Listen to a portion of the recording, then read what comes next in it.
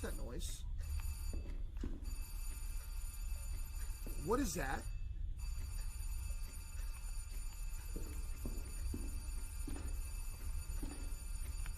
Is that the doorbell? I'm scared! All right, if there's any spirits in this house, make yourself be known. My name is Edward. I am a paranormal investigator, and I didn't bring a flashlight with me. Are you friendly? What's your name? Are you friendly? Okay.